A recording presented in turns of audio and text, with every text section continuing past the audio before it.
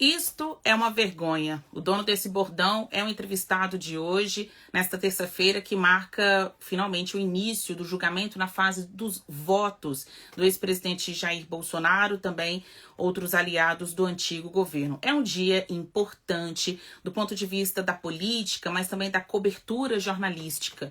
Por isso que eu trouxe para participar desse bate-papo com impressões, mas mais do que isso, análise histórica e política, o âncora Boris Casoy. Boris vai entrar conosco daqui a alguns minutos. Estou fazendo aqui o convite para ele, para que a gente possa repercutir bem com esse olhar de quem acompanha fatos tão importantes da história do Brasil, da história da política, outros momentos de cerco fechado em torno de um ex-presidente da República, integrantes de um ex-governo.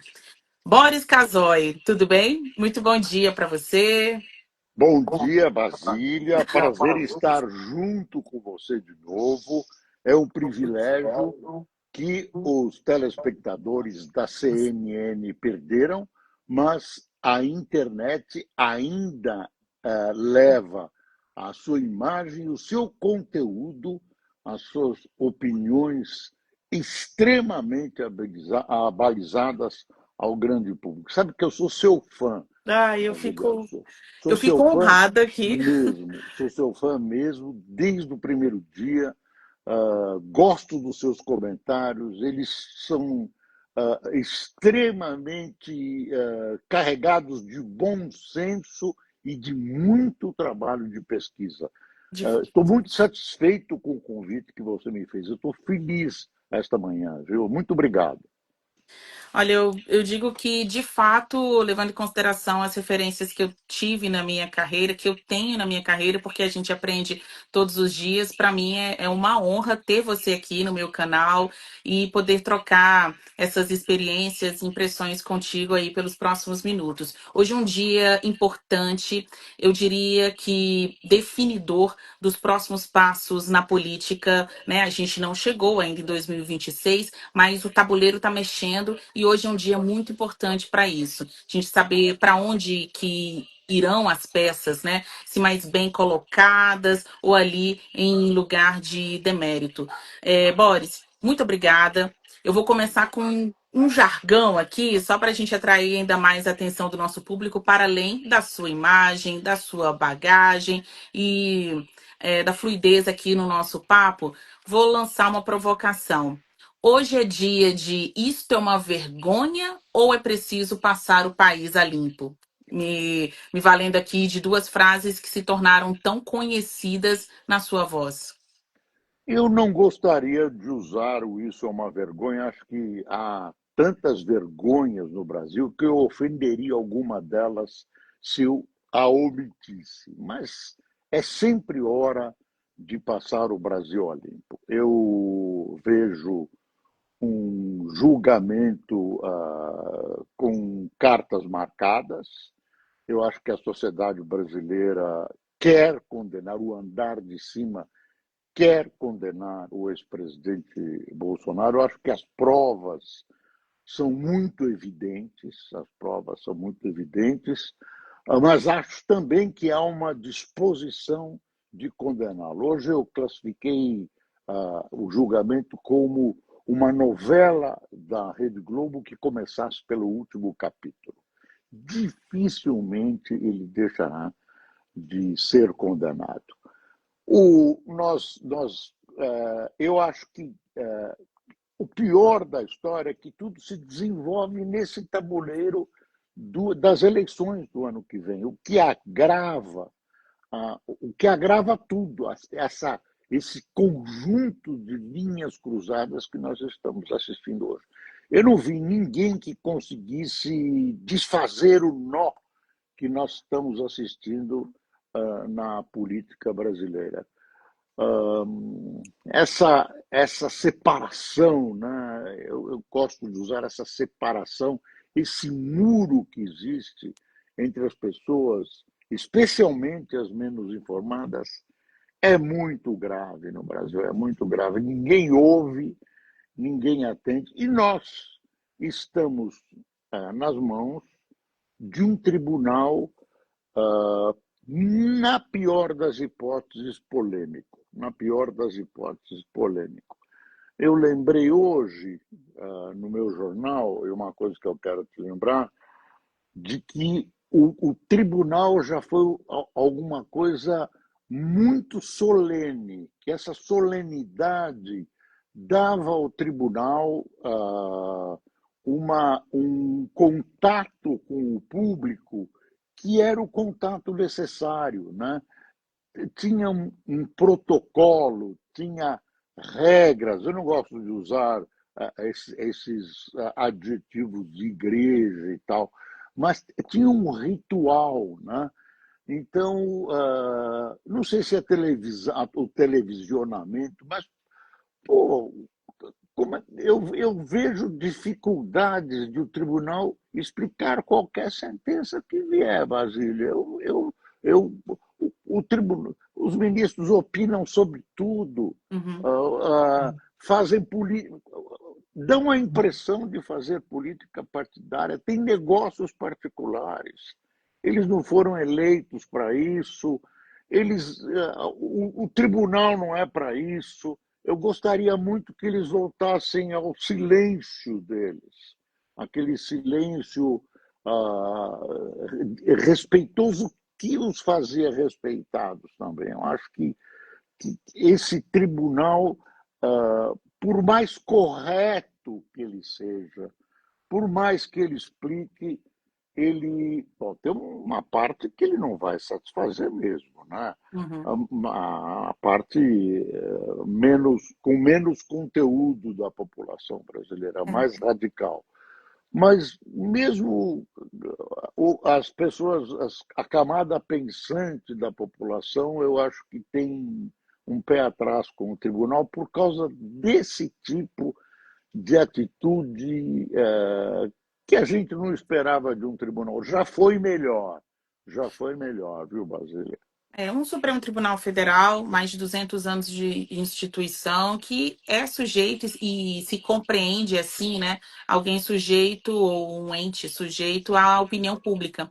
Então também tem essa questão da avaliação do povo, do que as pessoas pensam sobre o Instituto Supremo Tribunal Federal e individualmente sobre os ministros que ali estão. Então, há muito tempo, não é dessa formação atual, mas há muito tempo, os magistrados não se manifestam somente nos autos, né? Algo que é mais característico de outras democracias, outros países, mas aqui no Brasil a tendência das últimas décadas tem sido de maior exposição. Então, eles podem até se ressentir pelas críticas da opinião pública, mas encontraram como uma forma de rebater essas críticas uma maior exposição. Então, eles estão cada vez mais abertos, seja pela TV Justiça, que você citou, que transmite ali as sessões tanto do plenário quanto, eventualmente, das turmas, pela internet, pelas redes convencionais, seja por entrevistas, palestras, que muitas vezes eles sabem que estão sendo observados por nós jornalistas e aproveitam ali aquele momento de entrevista para emitir uma opinião, um recado. Ouvindo você, Boris, também parto ali, entendo que dá para compreender que hoje, ou essa semana, é o capítulo final dessa história, né? Você falou que é uma novela que começa pelo fim, que todo mundo sabe qual é o desfecho.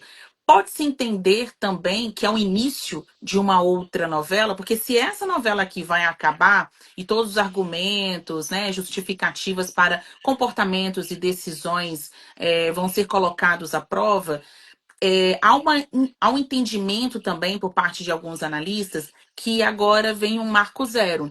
Então, um outro momento do tribunal, até para ele se posicionar diante de questões políticas. Você compreende assim? Ou você acha que haverá um agravamento ou uma ampliação dessa exposição do Supremo?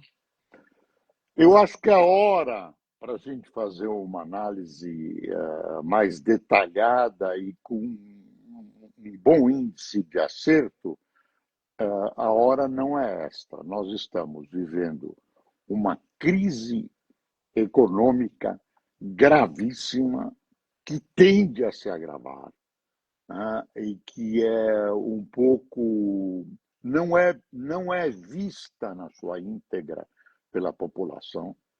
Nós estamos ante eleições no ponto de vista atual, repetem os mesmos esquemas anteriores. Eu não consigo divisar o que virá.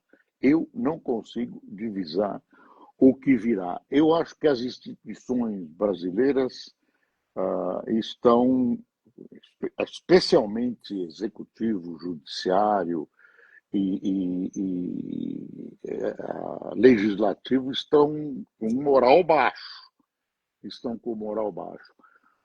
Eu vou dizer o que eu gostaria. Eu vou dizer o que eu gostaria que acontecesse, que nós caminhássemos dentro desse turbilhão em direção a uma força mais calma, a uma força que envolvesse menos coração, menos fígado, né?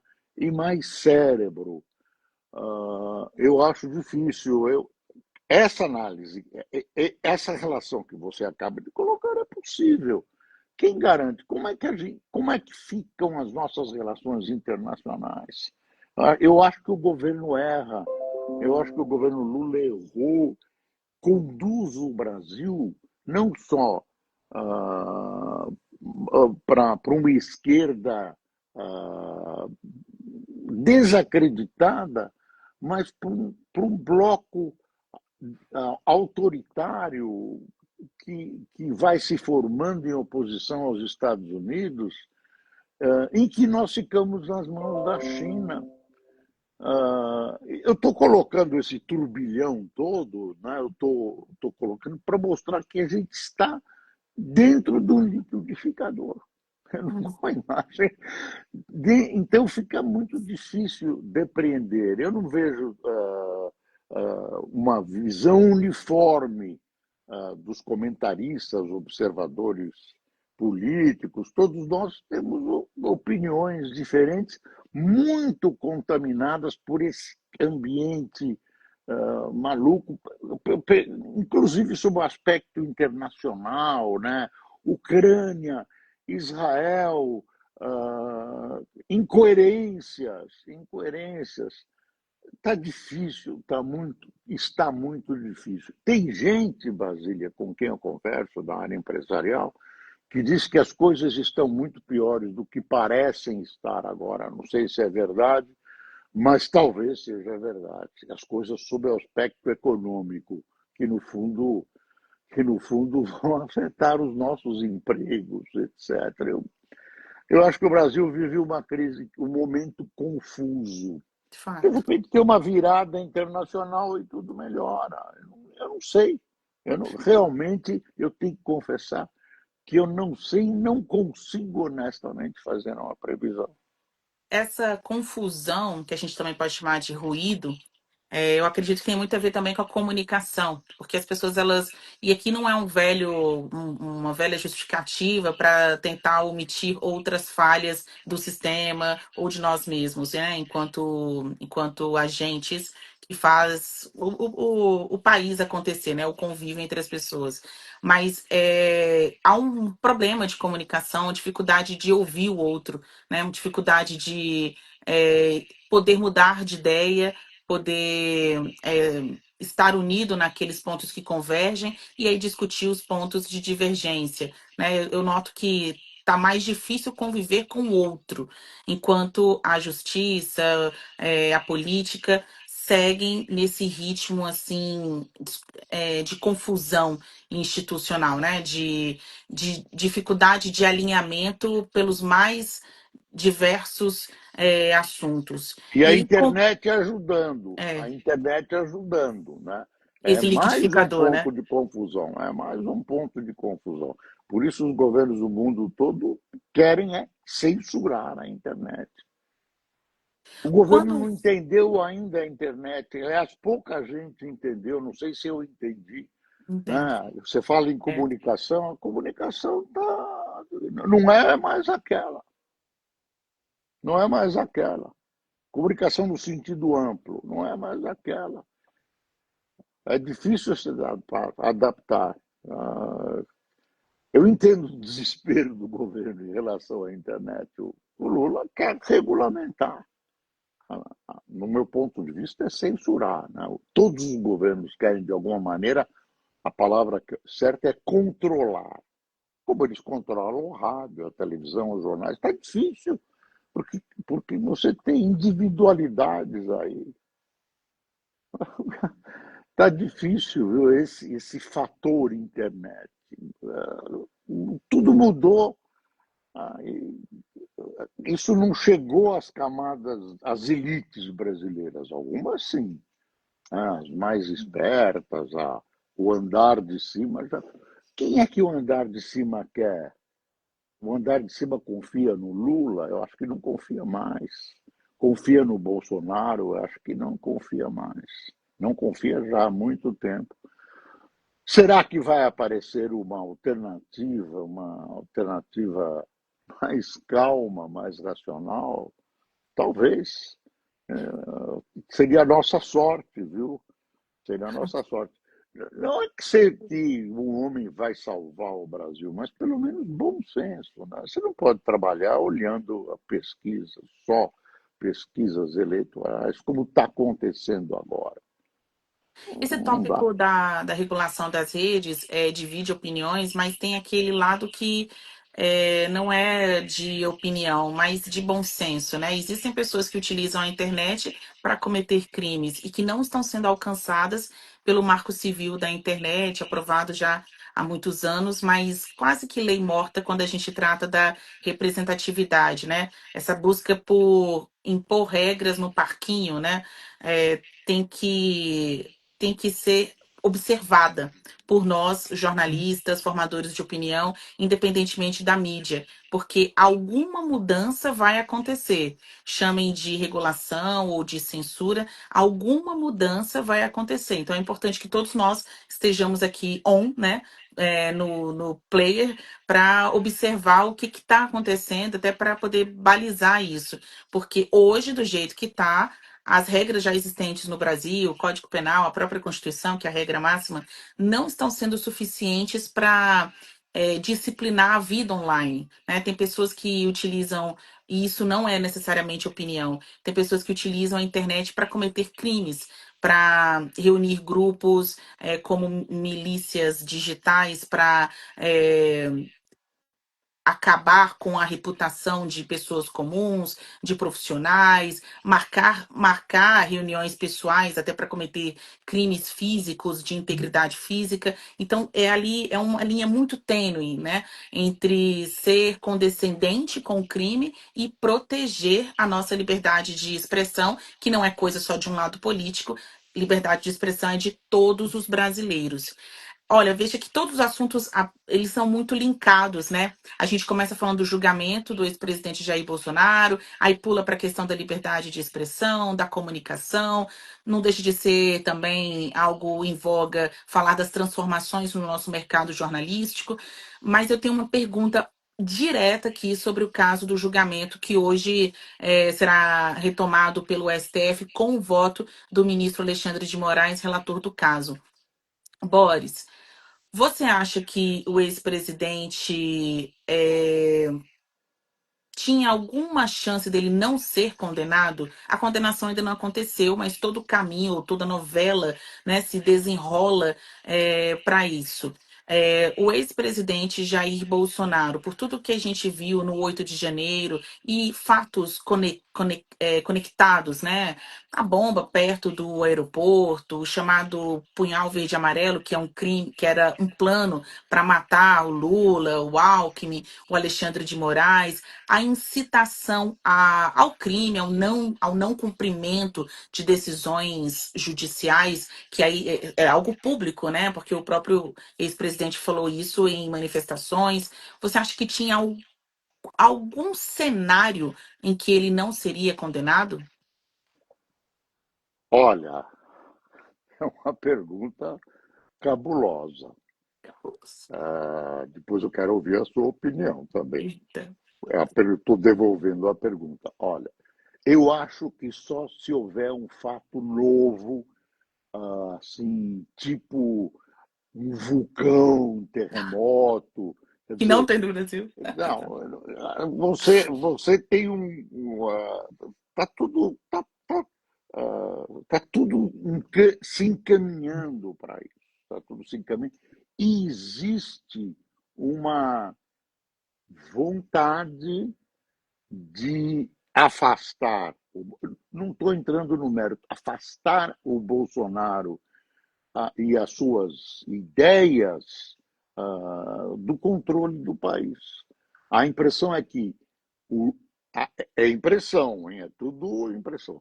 O Lula foi buscado, né? Foi liberado, acabaram com a Lava Jato para tentar afastar o Bolsonaro do poder. E o Bolsonaro colaborou muito agora para sua própria Prisão. condenação, né? Ele ajudou muito. Eu acho, para não dizer que é impossível, é muito difícil ele escapar. É muito difícil. Está decidido, né? Está decidido em cada entrevista, em cada e, e tribunal, isso serve para este julgamento e para qualquer julgamento. Tribunal não é feito para acompanhar a opinião pública. Tribunal é feito um tribunal superior para cumprir a lei. Não tem esse negócio de a opinião pública julgou o voto no não. Muitas vezes tem que contrariar a opinião pública e impor a lei. Ah, talvez se inaugure um momento de menos impunidade. Eu acho que o Brasil é um país pesadamente a favor da impunidade. Sempre um jeitinho.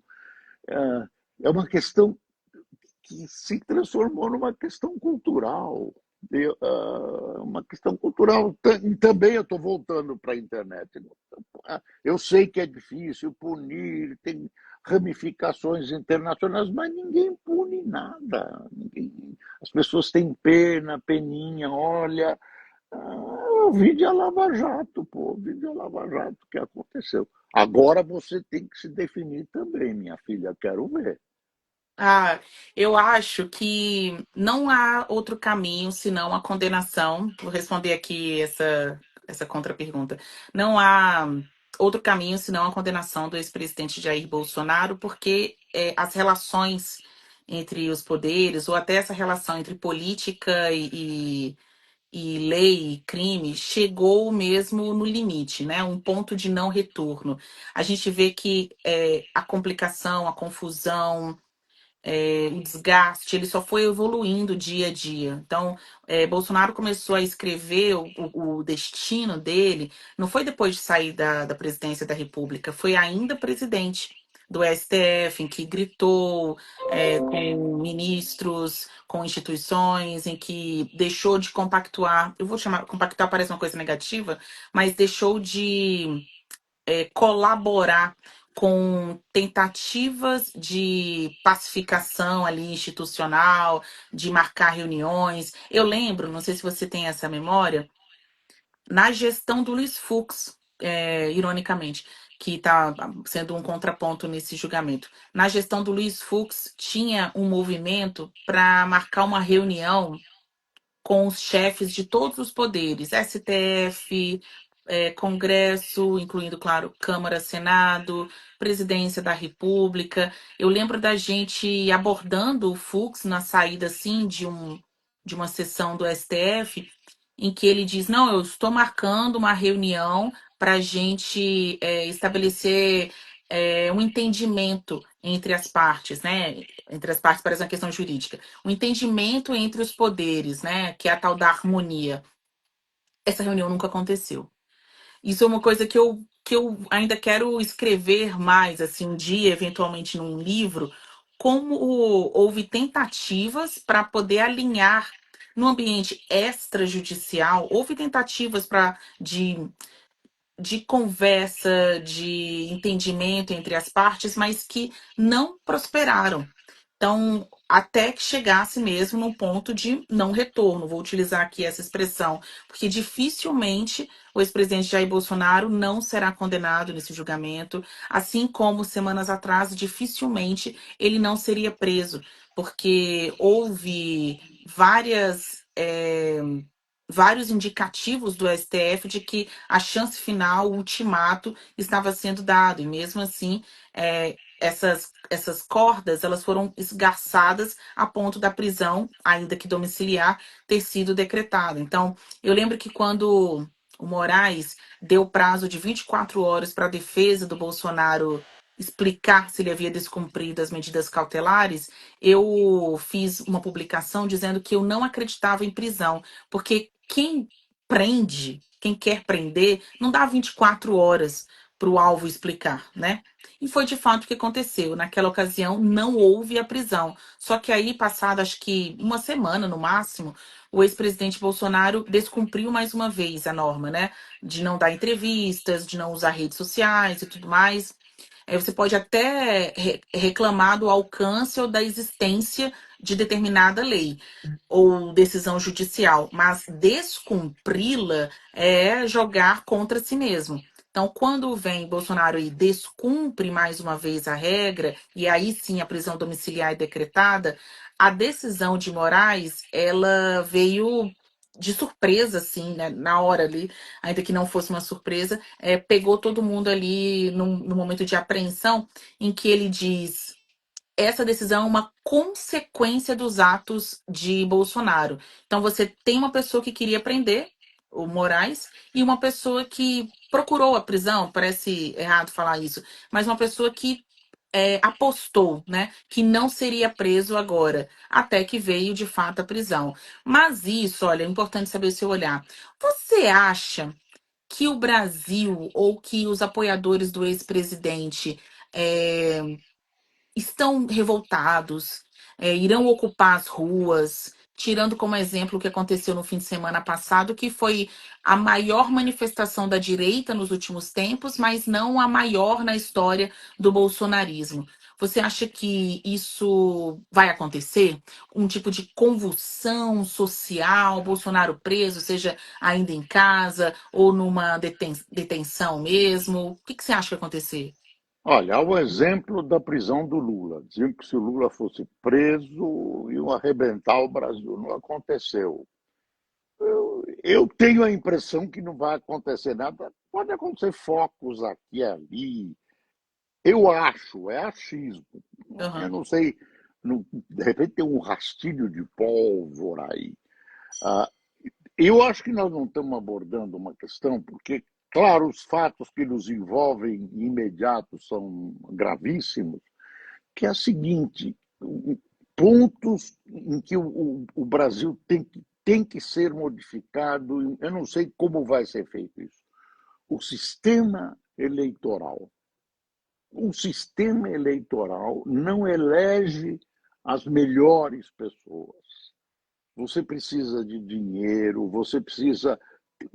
Os partidos têm caciques, não tem democracia interna, tem que ter voto distrital. O Brasil é um dos poucos países que não tem voto distrital, distrital misto. Então, tem que melhorar a qualidade da nossa representação parlamentar, tem que trazer gente nova. Tem professores, tem cientistas, tem estudiosos, empresários que não têm coragem de participar de um balcão de negócios, né, que parece que muita gente pensa ser o Congresso Nacional, e muitas vezes isso ficou provado. Então, começa aí, né? E essas pessoas escolhem as pessoas que vão. Dentre eles são escolhidos os ministros mais importantes. Eu acho, Basília, que a minha geração, a sua talvez assista, mas a minha geração dificilmente verá esse aperfeiçoamento. Eu acho que a tendência é piorar tanto que a convivência se torne muito difícil, quase impossível, e vai ter que resolver. Vai ter que resolver subsídios. O país, eu uso uma expressão, o país está a matroca, está aí navegando um pouco tangido por forças que momentaneamente adquirem ímpeto. Assim que eu vejo, é preciso, não tem nada de autoritário no que eu vou falar, não preciso hierarquizar um pouco esse país, né? A educação, meu Deus do céu, a educação. Eu estava vendo aqui, a Globo publicou hoje, a alunos em tecnologia, ciência, engenharias e matemática são 16%. Países ricos têm 23%. Aí que você vai ver no Brasil. É o país que tem mais estudantes de administração e direito, e pouquíssimos na área de ciência, tecnologia, matemática, e os que têm não são apoiados. Quer dizer, eu estou trazendo esses assuntos porque eu acho que eles estão na raiz, né, da... Você viu a credibilidade das Das instituições ontem? instituições. Uhum, Putz, olha aí, o STF está lá embaixo, né? uhum. Para baixo, e para baixo do Congresso só juízes de futebol, redes sociais e partidos políticos. Meu Deus do céu, as Tá, pessoas não acreditam, né? você tá com a pesquisa toda aí? Consegue ver quem tem mais credibilidade? Qual a instituição com a maior credibilidade dessas? Que É aí seria. a Igreja Católica. Hum. Começa com a Igreja Católica, depois Polícia Militar, depois militares e Forças Armadas, quarto, igrejas evangélicas, quinto, prefeito da sua cidade, sexto, bancos, sétimo, presidente da República, oitavo, imprensa, depois STF, Congresso Nacional, juízes de futebol, redes sociais e partidos políticos. Aqui Então, essa pesquisa ela mostra que as pessoas elas estão confiando mais ou dando mais atenção, né? Essa pelo menos é a percepção, a instituições religiosas que mexam com, com a mística, né? Com o espiritual e também com instituições estaduais, né? Porque quando você fala que o segundo mas lugar tem é a polícia militar, a polícia militar. Eu, eu, são eu, estaduais e as mas eu instituições coloco, federais ficaram lá para baixo, né? Congresso, presidência, eu coloco um STF. pouco instituições hierarquizadas. Igreja, Hum. eu estou pondo também, não, o seu ponto de vista para mim está corretíssimo, mas eu estou colocando, são instituições mais ou menos hierarquizadas. Que você não tenha dúvida de quem é o chefe, né? De quem é o chefe? São situações, são instituições hierarquizadas que você não tem dúvida quem está Ah, no topo e quem está na base. isso, e que, enfim, nada é perfeito, é, mas eu acho um susto isso. Eu acho um susto quando o Congresso está desmoralizado. Pô, só, abaixo do Congresso, só juiz de futebol, redes sociais e partidos políticos. Ah, muito ruim, muito ruim. É, partidos políticos, eu aqui vou colocar um dado que no Brasil é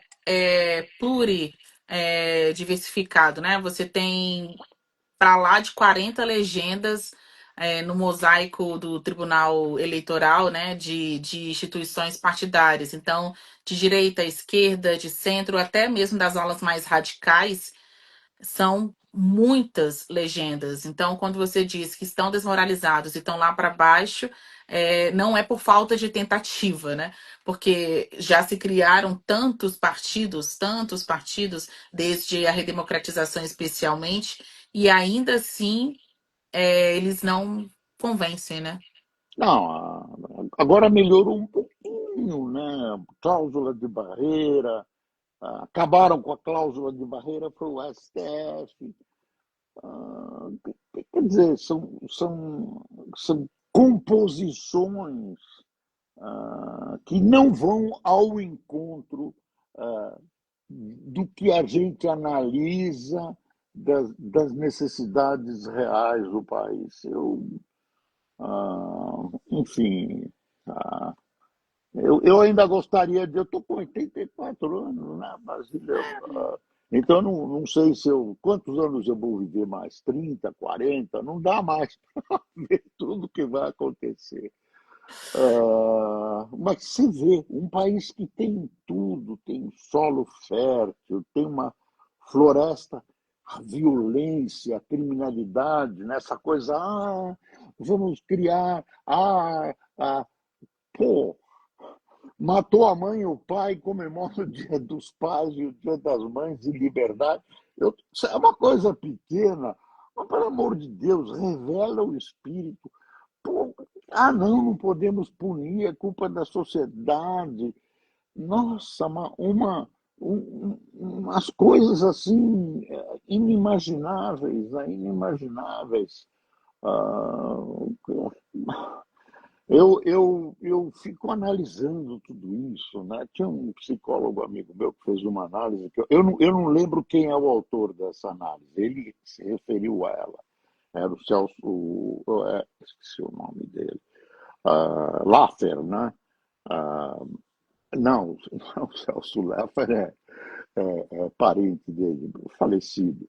Ele dizia assim, X% da população,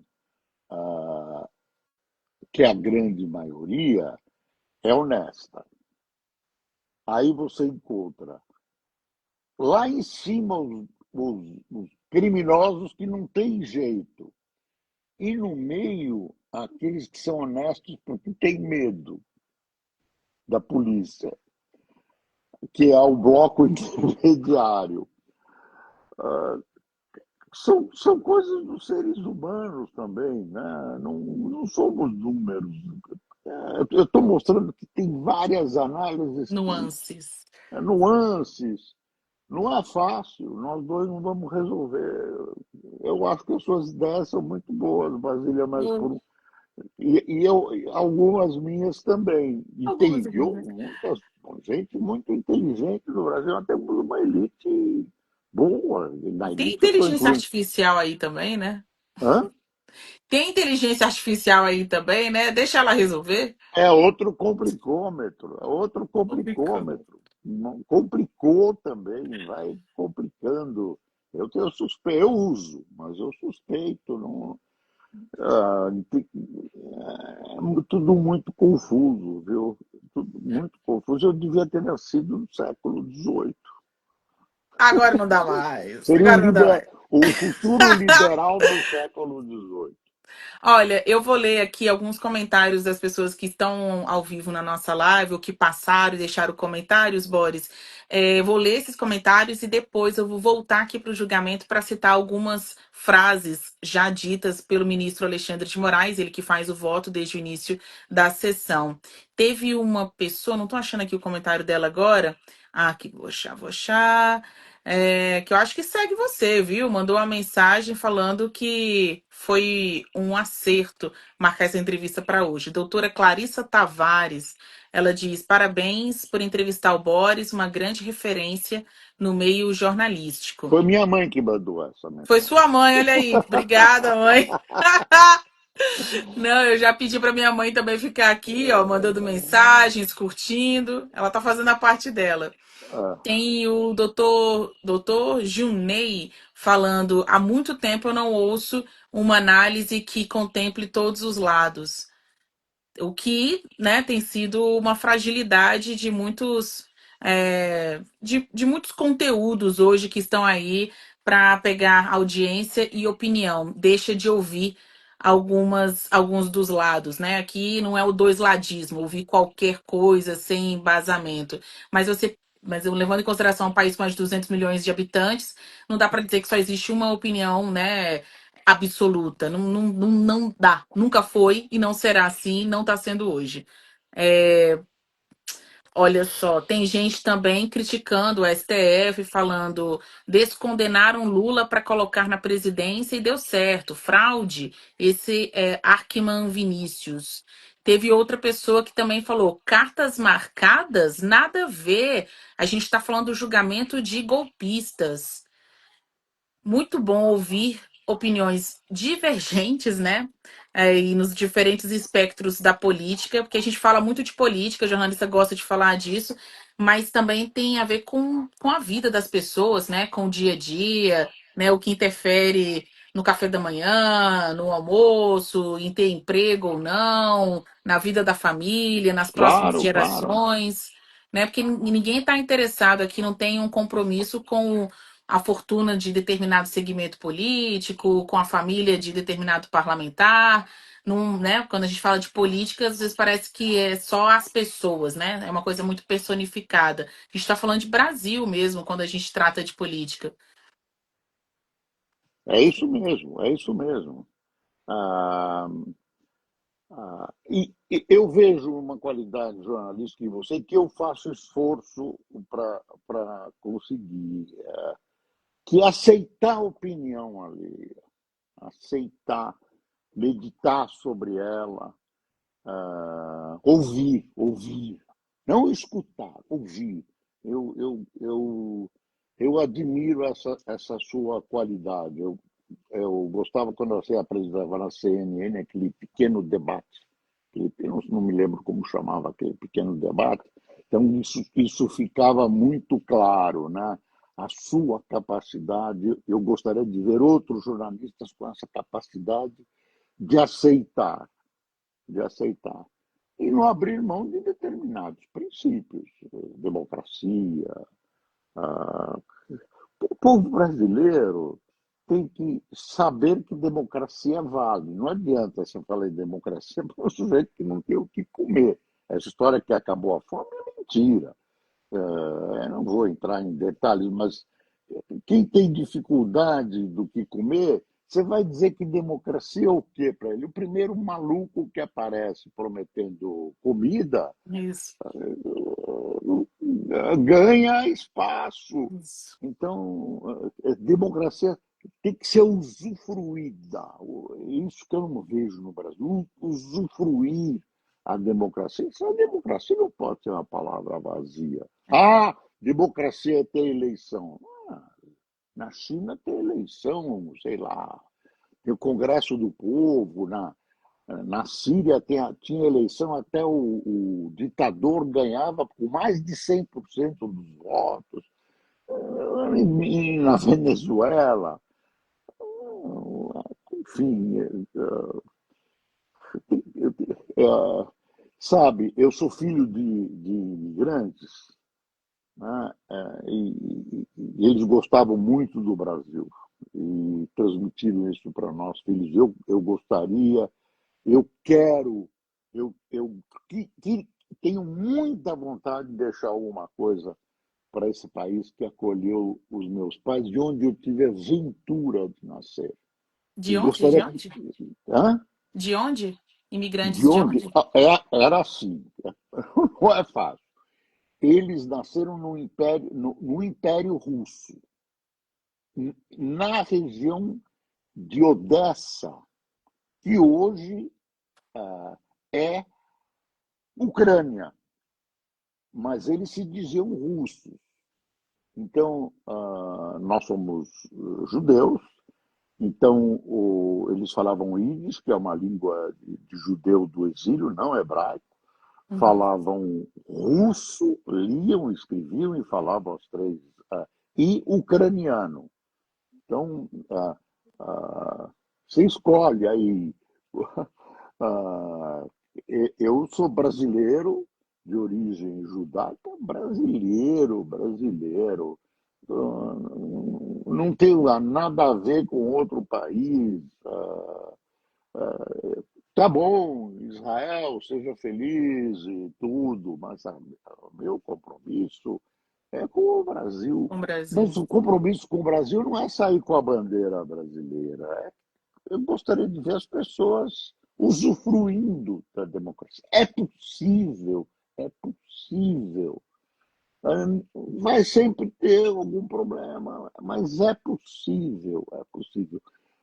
Eu sou um fã da iniciativa privada, e o que a iniciativa privada não consegue, o Estado pode subsidiar. Não sou contra a presença do Estado onde precisar. Não é preto ou branco, nada é preto ou branco, nada é vermelho ou verde. Só a bandeira portuguesa. Enfim, ah, é isso. Não, você falou, não é sair com a bandeira do Brasil, mas com certeza não é sair com a bandeira dos Estados Unidos, né? Não, Como a aí gente viu nas é uma manifestações desse fim de semana. grande bobagem, grande bobagem. Sair com a bandeira dos Estados Unidos é desagradável. Respeito a bandeira dos Estados Unidos, mas, pô, na comemoração do 7 de setembro, da independência do Brasil, com a data dessa importância, sair com a bandeira americana, é uma coisa abominável, abominável. Com todo respeito à bandeira americana, respeito aos Estados Unidos. Eu tenho uma dívida, viu, com os Estados Unidos, com a população e com a ciência americana. Eu não andei até 9 anos. Eu e a minha irmã gêmea. Eu tive pólio, praticamente não andei. Então Já tinha um li essa história. aparelho que sustentava. Fui operado nos Estados Unidos. Eu morei lá um tempo. E nem assim População. você carrega a bandeira dos Estados Unidos, Boris? Não, não carrego, não carrego. Sou grato à ciência americana, sou grato às pessoas que acolheram a minha mãe, que não falava inglês, a mobilização cidadã, a cidadania, o exercício da cidadania. Então, cidadãos que se agrupam em igrejas, por exemplo, aqui, que promovem. Eu acho que, por exemplo, as igrejas evangélicas têm uma presença social no bom sentido, muito grande, amparando os seus irmãos, amparando os seres humanos, humanizando as pessoas, civilizando as que precisam ser civilizadas, ah, mobilizações para o bem, né? Não é quadrilha, mobilizações para o bem, Uma organização pacífica. são coisas que eu vejo nos Estados Unidos, são coisas que eu vejo nos Estados Unidos. Claro, é um país que defende seus interesses. O que você queria? Defende seus interesses e de maneira bem dura, bem aguda. Ou que pensa estar defendendo seus interesses. Eu acho o governo Trump uma loucura. Eu acho uma loucura, mas tem gente que lá aplaude, né? Que lá aplaude.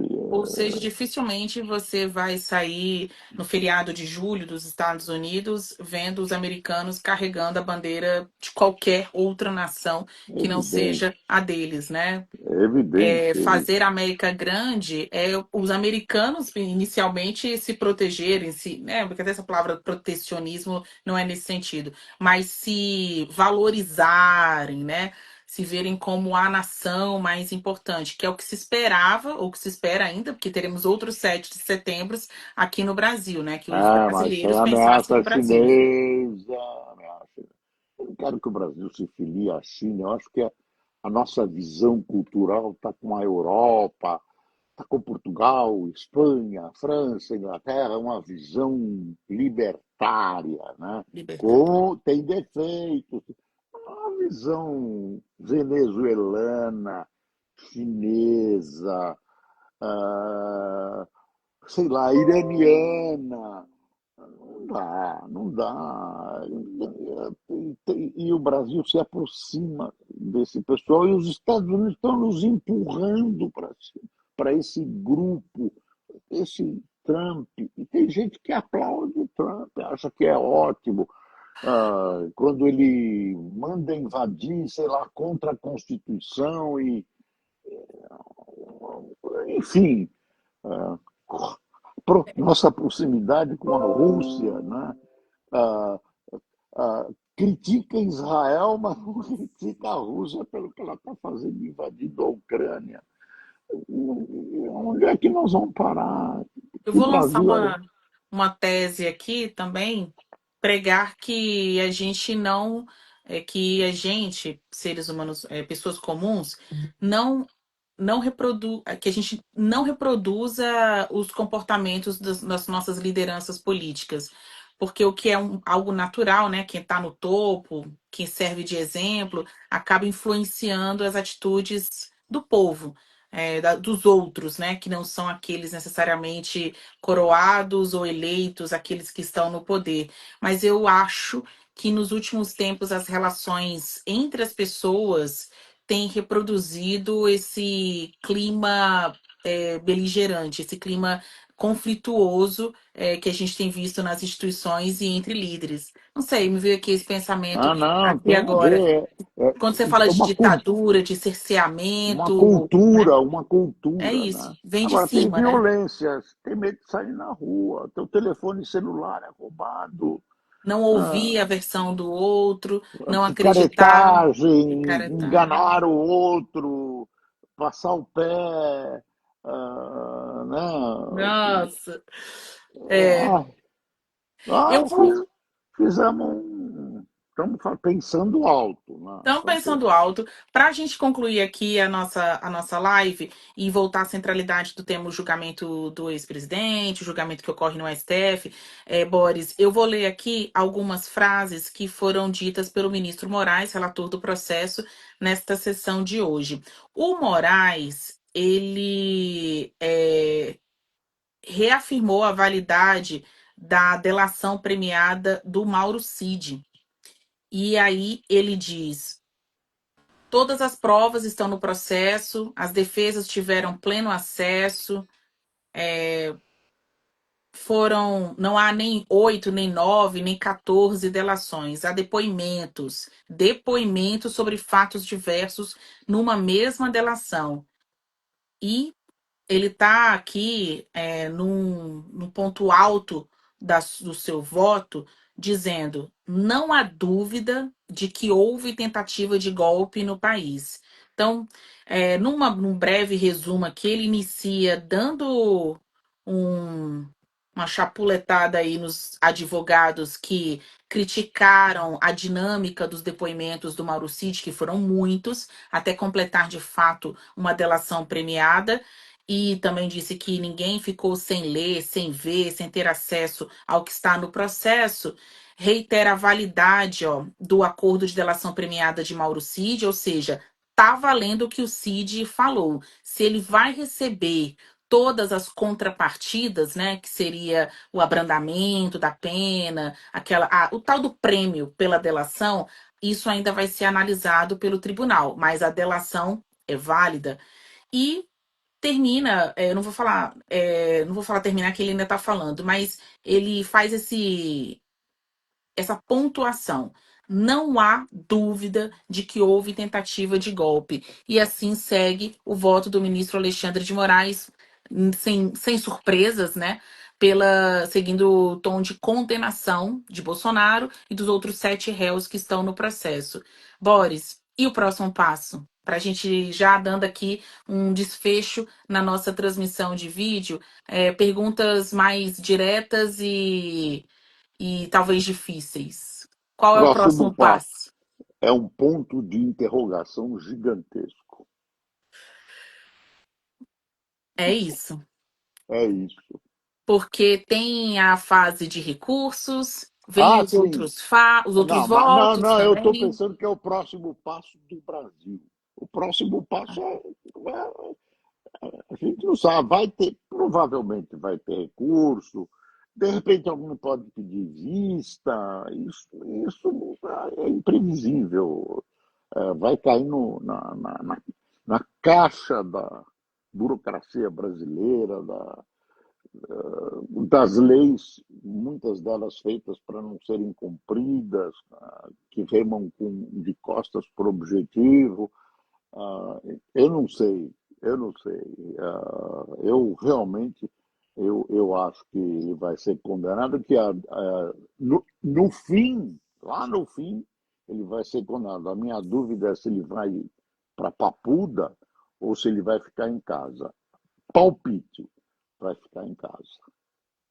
Palpite, Eu também tenho palpite palpite, de que vai ficar em casa. Tem vai gente que fala ficar em da casa. Papuda, tem gente que fala da prisão, da prisão militar também, né? Por ele ser um capitão. Ah, Mas eu acho que pela idade, pelos trabalhos prestados, né? Pelo fato dele ter sido um presidente da República, acho que ah, muito difícil ele ir para o sistema isso, ordinário concordo. penitenciário. Mas é palpite, de repente É, o Lula foi preso, não foi na penitenciária, mas foi preso, não ficou em isso. casa. Então pode Ele, acontecer. ele ficou na sede da Polícia Federal, né? Em Curitiba. Não ficou em casa. Não ficou em casa. Não É, era nada agradável, né? A sede da Polícia Federal, por mais conforto que você possa oferecer, não é agradável. o, Sofreu, o, sofreu.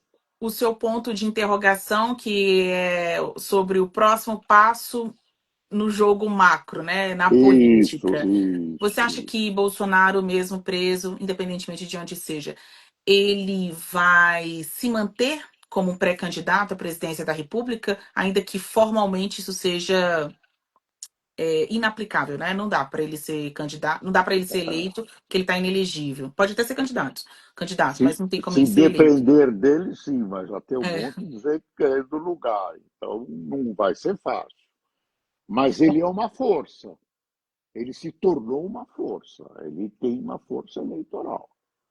E daí a avaliação do governador de São Paulo, que pulou do muro, é uma avaliação de que ele tem força. De repente ele perde. De repente ele perde, mas ele virou, se transformou numa força eleitoral. Não sei se é bom ou mal, mas hoje é uma força eleitoral. É, a manifestação, na visão dos bolsonaristas, ela era pela não condenação, mas no fim das contas, a manifestação, na visão de Tarcísio, parecia mais um protesto para o Bolsonaro. Me apoie aqui ao Palácio do Planalto, aponte logo quem vai Ah, ser claro, o claro. sucessor dos seus votos, né? As É pessoas isso estavam numa mesmo. mesma manifestação, mas por propósitos diferentes. A gente não discutiu anistia. Também é um ponto de interrogação, mas lá dentro do Congresso existe uma tendência forte, né? Eu tenho a impressão que as pessoas, quem pensa em anistia no Congresso, pensa na sua própria anistia também, mas eu não vou entrar por esse caminho agora, não. Eu vou só deixar então um bastidor, porque a gente faz análise da notícia e gosta de falar de bastidores também. Entre os vários cenários, né, do que está sendo acordado, negociado, enfim, avaliado entre os poderes, porque algum abrandamento do julgamento vai sair daí, né? Algum um meio termo das penas já impostas até agora. Ouvi dizer que uma possibilidade é anistiar as pessoas que já cumpriram uma parte da pena. Então, tem o Instituto da Redução de Penas e tem um outro que é mesmo a anistia, ou seja, o perdão, ou o estanque, né? Acabar com o cumprimento da pena para quem já percorreu uma parte disso. Se a gente parar para pensar, tem gente que está preso desde 2023. Né? Então, 23, 24, 25. Tem gente que já está há bastante tempo, antes mesmo do A julgamento, dona Débora do Batom, pô, 17 anos que ela pegou 17 14. anos. Não pode, não dá, né? Ela atravessou a linha vermelha, mas nem tanto, né? Nem Também é para tanto. nunca mais ninguém achar que dá para usar a Praça dos Três Poderes para pedir a deposição de poder, para pedir a desconstituição de poder, né? Não diga nunca mais. Não Não diga nunca diga mais. nunca mais. Não diga nunca mais. Nunca mais enquanto não acontecer. O Uma Su- memória.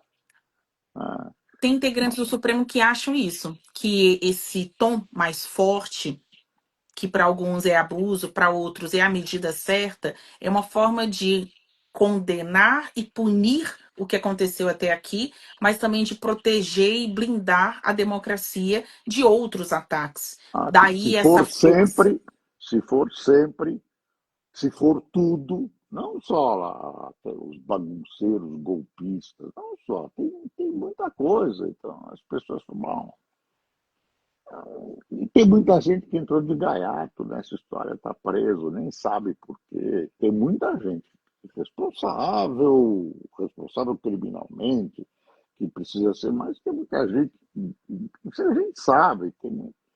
Então, enfim, aí eu mesmo estou ficando bonzinho, viu, com essas coisas, mas eu acho, por exemplo, eu estou pegando o exemplo da dona Débora, que eu nem conheço,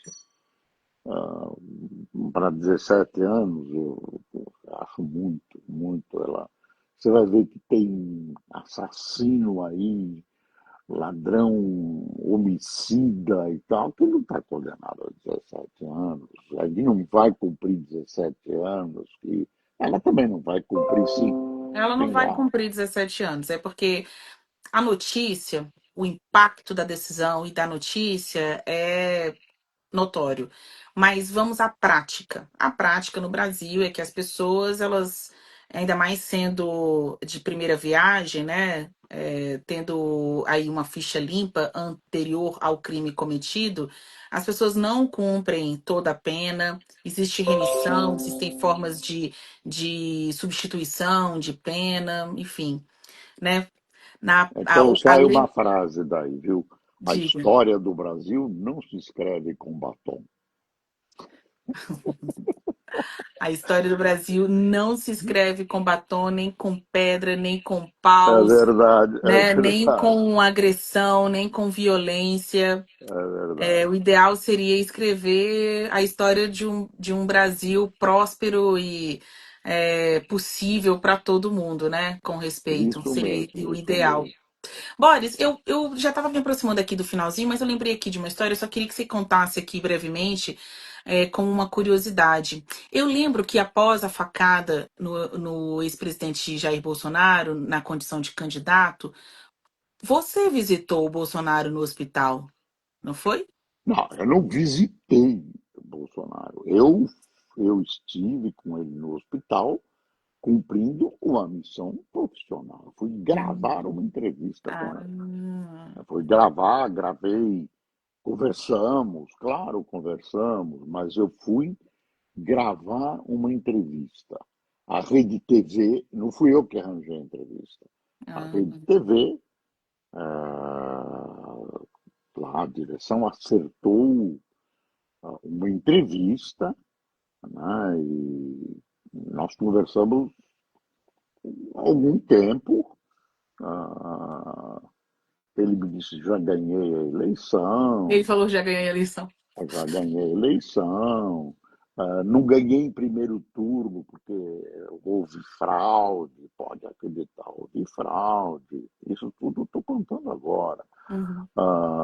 Ele estava numa poltrona, estava na antessala um dos filhos dele, estava o Flávio? Flávio, e estava a ex-mulher dele, que eu conheci naquela hora, numa Uhum. antessala de um tipo de apartamento. Era um lugar. Eu andei no Einstein, andei, não acabava mais, cruzava o corredor, muita segurança. Ele estava lá com um pijaminha, de chinelo, sem meia, e magro, né? Ainda com dores, mas conversou, a entrevista era uma coisa formal, né? Era uma coisa formal. Eu perguntei o que eu quis. Eu perguntei o que eu quis. Uma das perguntas minhas, que eu não me lembro se foi on-off, é assim: o senhor vai levar os seus filhos para o governo? Naquela época a gente. Eu acho um erro. Em todo caso, eu perguntei, mas foi isso. E ele respondeu o quê? Não E ele entendi. respondeu o quê? Não, ele desconversou Aham. mas disse que colaboradores serão todos aceitos e tal. Ele disse que sim, de uma maneira mais branda, mas se ele dissesse não, ele apanhava dos filhos dele. Ó, muita atenção para você que está ao vivo aqui com a gente, acompanhando essa entrevista. E, inclusive, eu vou deixá-la gravada no meu feed e também no feed do Boris. Se ele quiser aceitar aí o convite, também ficará por lá. Que é um momento de bastidor aqui para a gente fechar a nossa entrevista desse contato de um jornalista importante, experiente como Boris Casoy e o então candidato à presidência da República nas eleições de 2018 em que Bolsonaro, no hospital, recebeu Boris Casoy e falou algumas coisas, como Ele ele foi, disse foi que muito já seria eleito. cordial, ele foi muito cordial. Ah, mostrou, levantou aqui a mão, mostrou o corte. Falou, estão duvidando, olha que Lula mostrou aquilo. E não era agradável, não era agradável, mas mostrou ah, Cicatriz, a facada, né? A ainda facada, estava ferida. a ferida, a operação e tudo. Foi muito cordial, muito, muito. Eu não tenho queixas pessoais dele, tive poucos contatos bons. Eu vou te dizer que os contatos anteriores foram até alegres. Brincou comigo, eu brinquei com ele. Ah, teve um bastidor que eu já revelei uma vez que eu gostaria de frisar. Num debate que nós fizemos na Rede TV, ele chegou na Rede TV e virou uma discussão se punha ou não punha a cadeira vazia do Lula. E Hum, ele desistiu do debate. Aí teve que convencer ele. Ficou essa discussão e ele chegou a dizer que não. E aí expôs expôs uma ferocidade muito grande.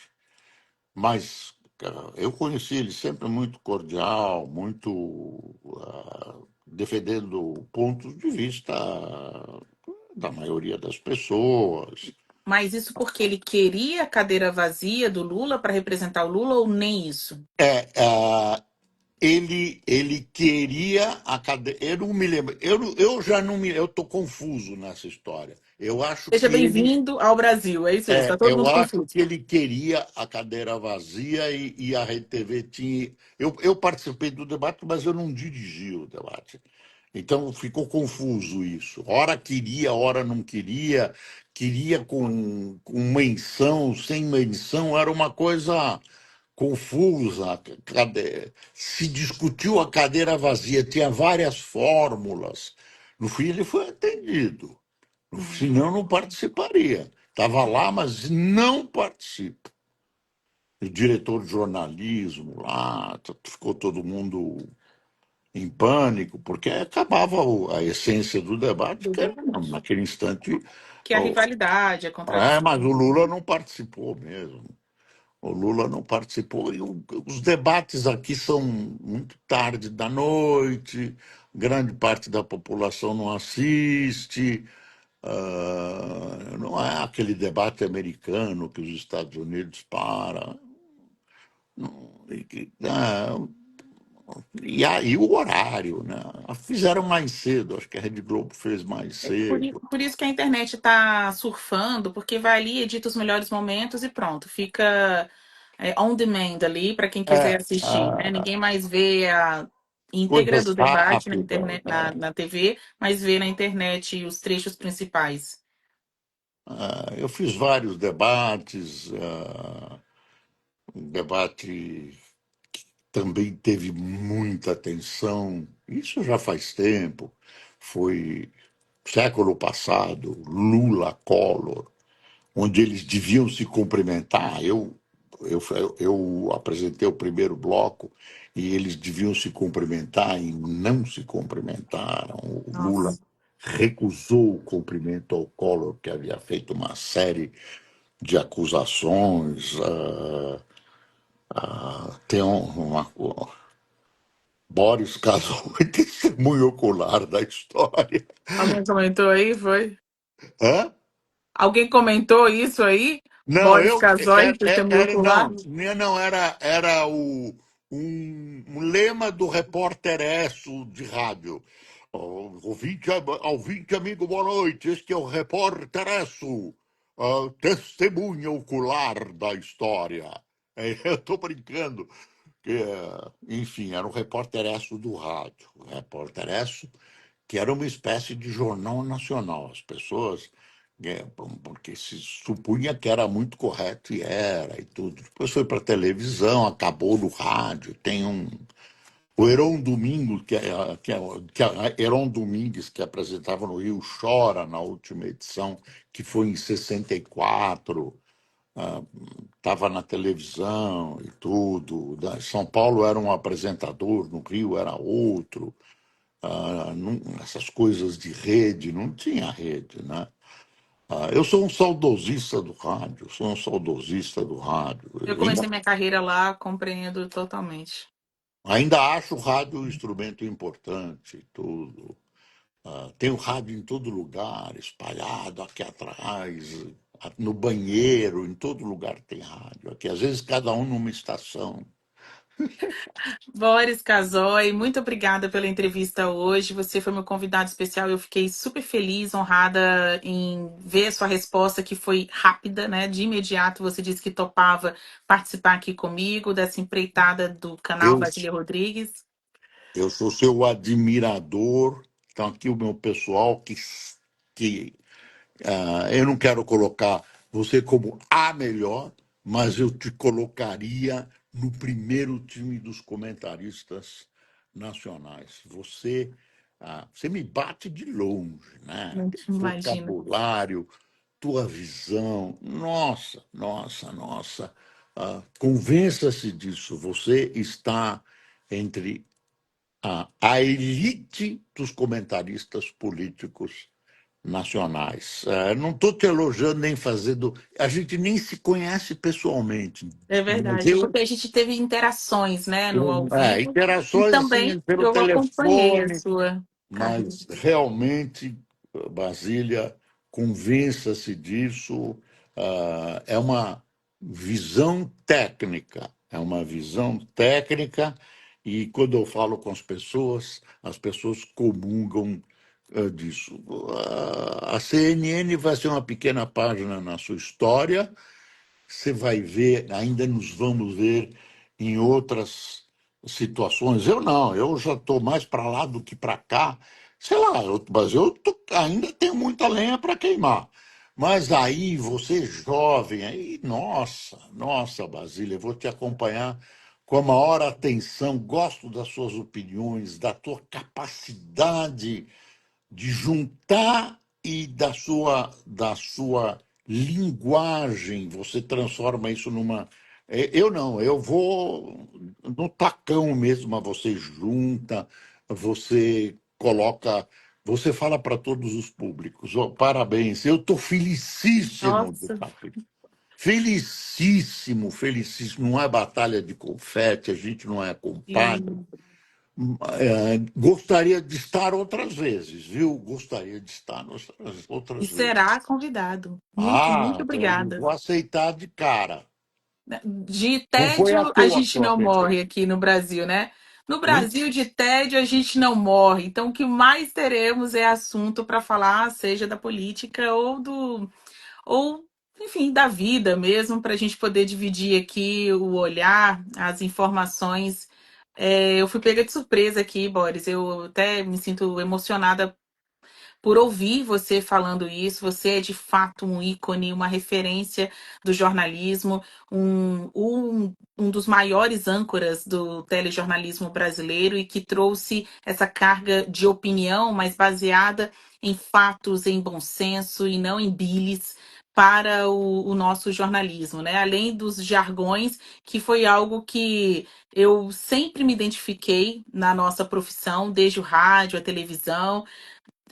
Veja. o seu Isto é uma Vergonha, é um dos mais conhecidos bordões do jornalismo, não só do telejornalismo brasileiro, e não é uma brincadeira, né? É uma marca de uma pessoa que, passados tantos tempos e momentos políticos, históricos, ainda está aí com a consciência. é, com a consciência clara e nítida, fazendo observações e análises. Eu acho que sim, hein? Eu acho que sim, hein? Não, plugou cedo aqui para a gente conversar no Instagram. Contou com a ajuda de algumas pessoas, talvez, mas deu tudo certo. Obrigada, viu? Você é uma pessoa de palavra, você é uma pessoa de compromisso. Um grande beijo para você. Muito, muito, muito obrigado. E para quem teve a paciência de me ouvir, também os meus melhores agradecimentos. Olha só, tem gente falando. João Vitor Rodrigues, ícones do jornalismo, que privilégio para quem está começando na carreira ter vocês dois como referência. E Olha, Sônia obrigado. Fernandes dizendo: é lindo ver um jornalista experiente incentivar outro colega, isso é só para os bons. É isso. Obrigada, viu, pela análise contundente, pelas curiosidades, né, pelos bastidores até do seu encontro na condição de entrevistador do ex-presidente Jair Bolsonaro. Com certeza, quem acompanhou a gente em algum momento aqui da live não pode perder a íntegra. Eu vou publicar no meu feed também o Jornal do Boris, o perfil do Boris Casoy vai estar reproduzindo aqui a nossa conversa para que mais pessoas ouçam, compreendam, possam concordar ou divergir dos nossos pensamentos. Perfeito, Isso é a perfeito. Isso maravilha da mesmo. democracia e Isso da mesmo. real expressão da liberdade de opinião. Isso mesmo. Assino embaixo. Assino embaixo. Tchau. Um grande Tchau, beijo. um grande Tchau. beijo, meu querido. Valeu, tchau, tchau, gente.